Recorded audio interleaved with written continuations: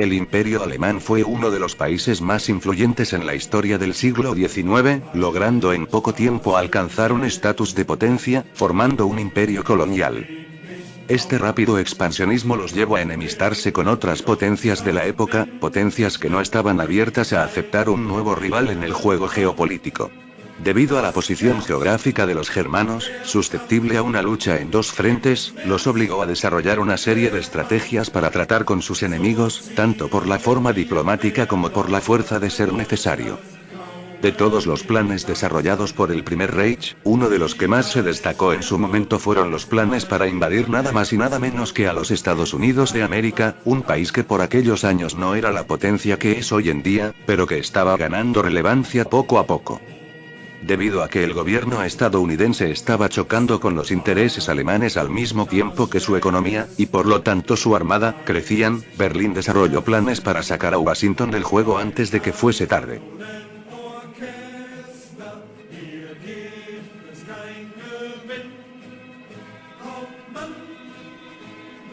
Puede sonar extraño que los alemanes tuviesen planes para atacar a los Estados Unidos, un país lejano y que por aquellos años no era una amenaza real para el imperio, aún más teniendo en cuenta que el aislacionismo era la política que gobernaba en el gigante norteamericano.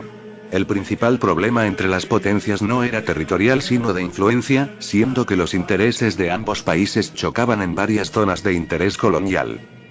Por ello los planes alemanes, que en total fueron 3, no consistían en ocupar o conquistar territorio continental estadounidense, al menos no por mucho tiempo.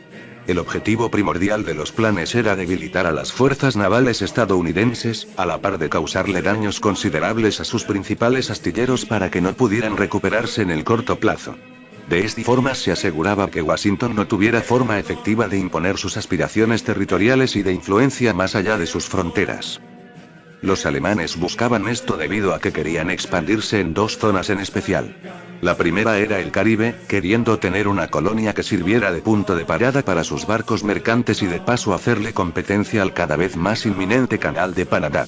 De paso, buscaban expandir su influencia en Latinoamérica. Esto chocaba directamente con la doctrina Monroe de los Estados Unidos, doctrina donde ellos mismos se reservaban el derecho de proteger a todo el continente de potencias extranjeras, específicamente de las europeas. La segunda zona de influencia donde ambos países chocaban era en el Pacífico. Estados Unidos acababa de anexar oficialmente a Hawái en la Unión, obteniendo una posición estratégica en la región. Esto se vio como una amenaza directa por el alto mando alemán y su posición en el continente, ya de por sí lleno de colonias europeas. Las zonas de interés para los alemanes eran las colonias españolas, considerada una potencia en decadencia, la China continental donde ya tenían concesiones y las islas del Pacífico, muchas de ellas ubicadas en posiciones estratégicas. La determinación de Alemania por mantener su poder e imponer su influencia, todo para aumentar su prestigio nacional, los llevó a realizar varios planes para eliminar la amenaza estadounidense.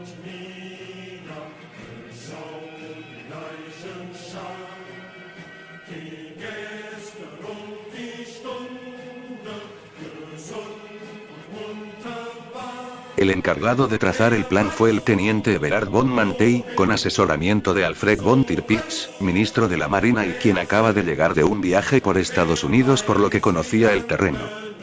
El plan fue desarrollado entre 1897 y 1898.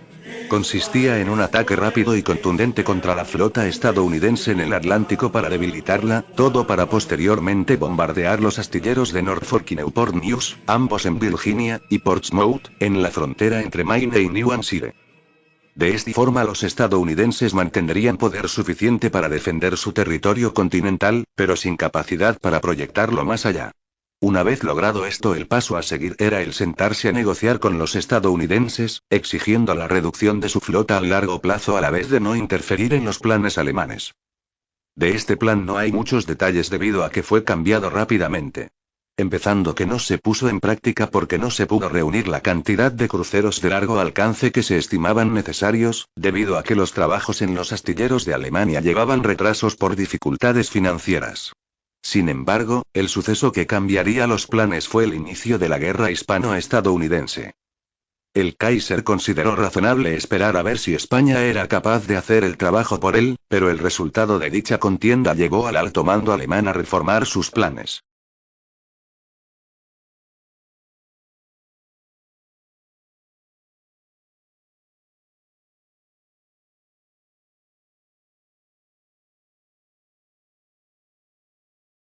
Tras adueñarse de las posesiones españolas en el Caribe y el Pacífico, la influencia estadounidense no hizo más que aumentar. Para empeorar la situación, durante la guerra se reveló un plan español para debilitar a las flotas norteamericanas, parecido al plan alemán, lo que puso al gobierno norteamericano en alerta. Esto hizo que los alemanes cambiaran sus planes, cambiando la destrucción de puertos por la ocupación directa de territorio continental, para posteriormente tener fuerza en una negociación de paz. El plan consistía en llevar a cabo un ataque rápido a la flota estadounidense, desembarcar y tomar las ciudades de Boston y Nueva York.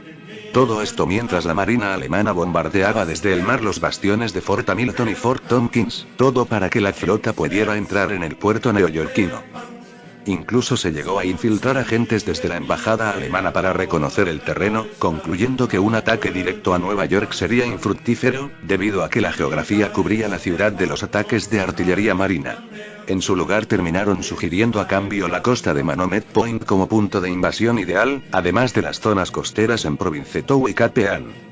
Sin embargo, los estadounidenses también sabían que esos lugares eran puntos débiles desde donde potencias extranjeras podían desembarcar, estructurando planes para reforzarlos, por lo que los alemanes estaban contrarreloj. El plan funcionaba bien en la teoría, pero el problema era llevarlo a la práctica. Llevar a cabo dicho plan requeriría unos 100.000 hombres y una sesentena de barcos, que deberían atravesar el océano en apenas 25 días para aprovechar el factor sorpresa. Esas mareantes cifras eran consideradas insuficientes por el jefe del Estado Mayor. Estas complicaciones técnicas y la incapacidad del Estado para financiar aún más a la flota llevaron a la reformulación del plan para el año 1903.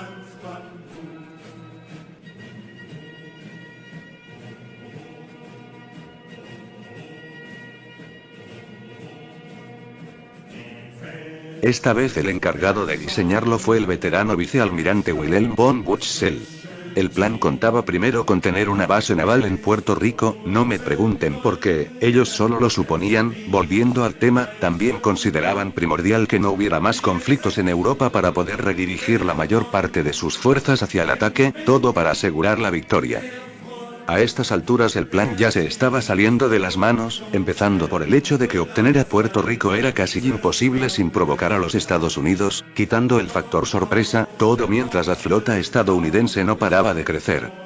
Incluso si lograban obtener el dinero necesario para llevar a cabo la operación, el hecho de tener que desviar a gran parte del ejército dejaba nervioso a los altos mandos, temerosos de que alguna crisis estallara justo en ese momento o que alguna potencia europea aprovechara la situación para atacar a la Alemania continental o alguna de sus colonias. La cada vez mayor beligerancia de los Estados Unidos no ayudaba, pero el punto de inflexión fue cuando Gran Bretaña y Francia firmaron la Entente Cordiale en 1904. Esto fue visto como una amenaza para Alemania, desistiendo de cualquier plan de invasión para centrarse en la protección del territorio alemán en Europa, desechando el plan incompleto y archivándolo junto con el resto de la operación, todo para ser encontrado años después por la Alemania Federal.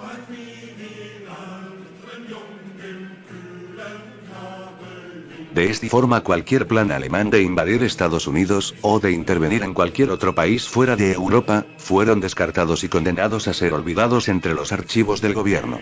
La idea de invadir Estados Unidos no sería retomada hasta la Segunda Guerra Mundial, cuando el Führer encargó diversos planes para atacar a los Estados Unidos continentales, pero no fueron tomados en serio ni por los propios alemanes debido a lo irrisoria de la propuesta. Estos planes no serían revelados al público hasta la década de los 50, cuando un grupo de historiadores revisaban viejos archivos de la época imperial.